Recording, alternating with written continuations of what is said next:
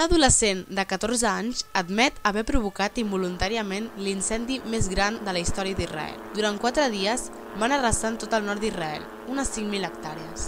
El foc va causar 41 morts i el desallotjament de 17.000 persones. 192 pilots d'11 països, entre ells 4 hidroavions espanyols i un aeroplà d'ajut logístic, van contribuir a apagar el foc. En només 2 dies, el còlera ha mort desenes de persones. Hi ha més de 3.000 hospitalitzats amb símptomes de diarrea greu, vòmits i deshidratació que esperen tractament.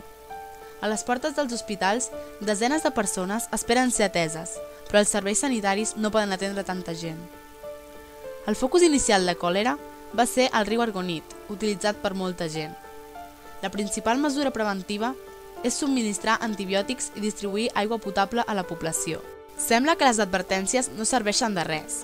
Tot i els esforços realitzats per evitar que l'epidèmia arribés a la capital, ja s'han detectat els primers casos.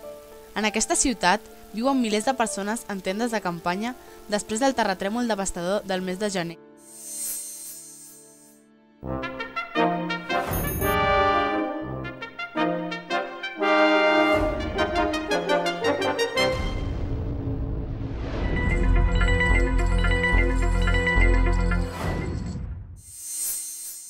El sistema és clar. S'introdueixen els envasos en aquestes màquines automàtiques que li posen preu i et donen un tiquet amb els diners guanyats per entregar el material reciclat.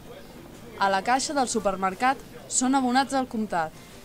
A Alemanya s'entreguen els envasos als supermercats i també a les gasolineres. Aquest sistema s'utilitza a diversos països com ara Canadà, Estats Units, Israel, Alemanya, Holanda i obté unes taxes altíssimes de reciclatge. A Espanya es plantejarà una reforma en el sistema de reciclatge. Una nova, bella idea.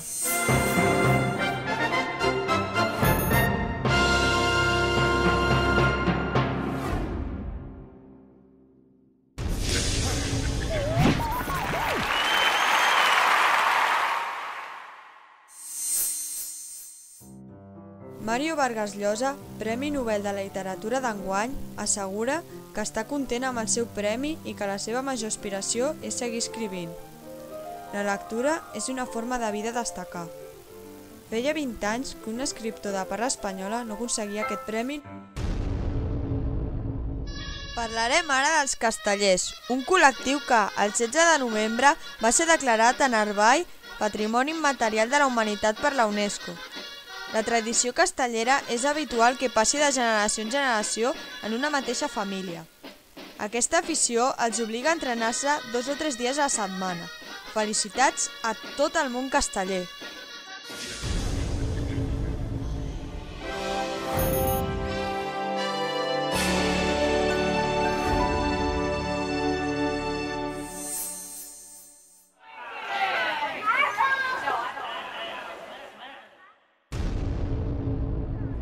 Les famoses polseres de silicona que porten els joves d'avui dia es treuen en el punt de mira dels experts, després de denunciar-se el cas a l'Agència Catalana del Consum de la Intoxicació d'una menor com a conseqüència de la ingestió d'una polsera d'aquestes característiques.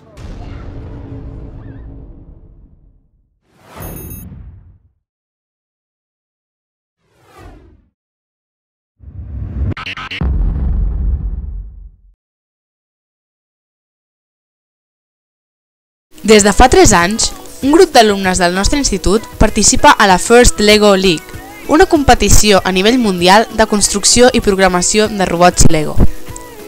Cada any es tracta un tema diferent relacionat amb la robòtica.